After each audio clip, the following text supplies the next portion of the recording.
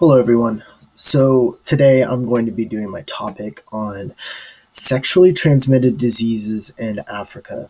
I know this is kind of a controversial topic and kind of a hard topic, but I think it is something that we should spread awareness on because it is a pretty big issue with Africa, especially after decolonization of Africa being the main reason why the outbreak of sexually transmitted diseases happened. So, like I mentioned, after the decolonization of Africa, African cities began to see an increased number of jobs. So, whenever they were seeing these increased number of jobs, this led to a migration of workers into cities. Well, Africa was mostly a patriarchal society, so most of these jobs were for men. And whenever you put a bunch of men in one in a large group, this turns into almost like a competition to essentially have sexual partners with very with a lack of women. Um, and so this essentially what it did was it created uh, women to go into prostitution jobs, and with the prostitution jobs, this also created uh, more sexual partners, and more sexual partners, of course, means sexually transmitted diseases.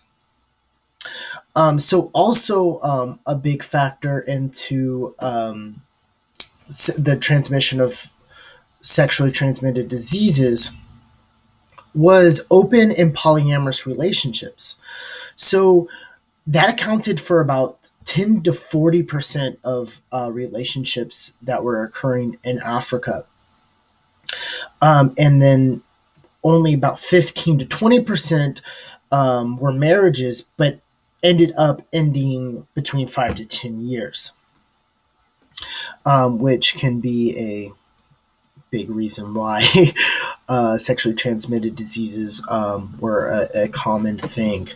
Um, I do want to just go to show you what kind of common diseases that were occurring. So you have gonorrhea, HIV, AIDS, chlamydia, syphilis, and canceroid. A lot of these diseases, what they did, caused infertility in women, also impotence for men as well. And uh, Africa has a lot of diseases on top of sexually transmitted diseases. So, um, with AIDS being an immune deficiency and creating a lot of immune problems that created issues for health symptoms and issues with health between men and women. Um, and with that, we see an issue with medical services, and a lot of the lack of medical services were towards women, mainly because it is a society that benefited. There's a gender inequality in Africa, and with that, medical services didn't uh, treat women fairly. So some big reasons why there was little to no expertise on diseases on women. So doctors didn't have the correct training, and they lacked the resources. Also, women are tend to show little to no signs um, of certain STDs. and overall lack of testing and antibiotics that could help relieve symptoms and help get rid of symptoms for certain STDs in Africa. Next, how to prevent. I mean, this is very common, um, but in Africa, it's a little different. So, um, a lot of African nations they don't have sexual education. They don't practice sexual education. So, creating uh, better sexual education courses, whether that's in the job, whether that's in school, schools, uh, prop propaganda from the government, etc. Also, better medical testing and social programs that help with medical testing and pharmaceutical drugs. So that goes to antibiotics and sexual PPE. Um, and that's as easy as commercials, showing commercials, also easy access to, sexual PPE, um, goes along with the social programs and social services to help better sexual education as well.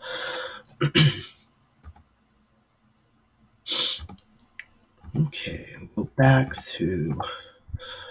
So, in conclusion, um, the Africa, not only do they have issues with different types of diseases like malaria, Ebola, now COVID-19, but there's a huge issue with after the decolonization of Africa, a huge issue with sexually transmitted diseases. And um, with different social services, implementing different social services, better medical doctors, better medical professionals to help prevent um, these sexually transmitted diseases. Also, there's like I mentioned before, gender inequality, having correct uh, leaders to um, bring an egalitarian society to Africa so that women aren't oppressed when it comes to any with jobs and with medical services when it comes to STDs. Here is my bibliography, and I had a wonderful semester with you all, and I look forward to seeing your presentations. Thank you.